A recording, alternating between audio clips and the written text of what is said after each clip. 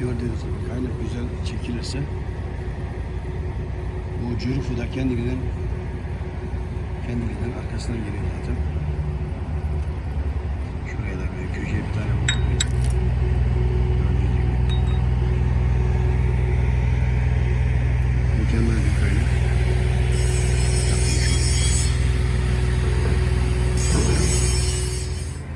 Evet arkadaşlar, bugün yine şantiyedeyim.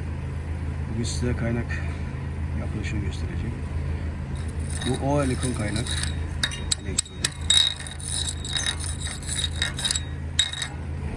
Şimdi tekrar bir kaynak çekeceğim. Ondan sonra nasıl yapmışım göstereceğim.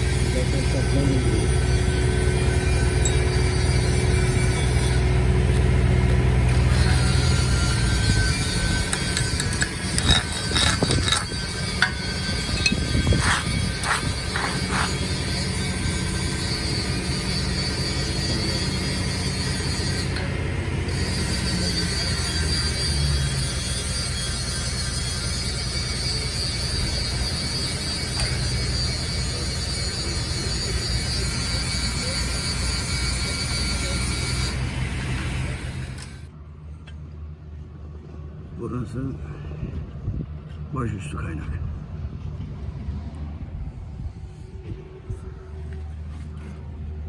Burası normal kaynak. Ve bu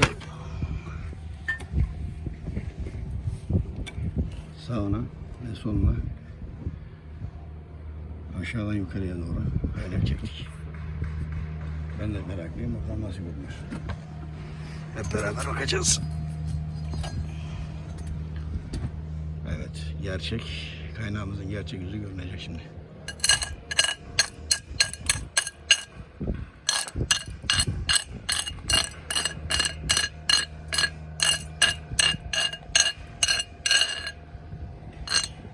Evet, öbür tarafa gidelim.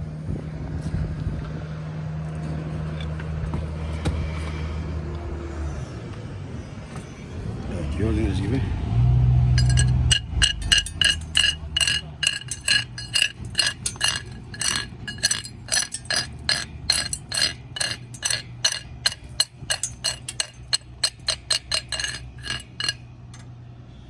evet,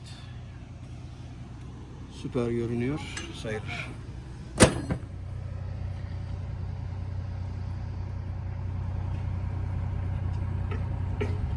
Arkadaşlar, bu aşağıdan yukarıya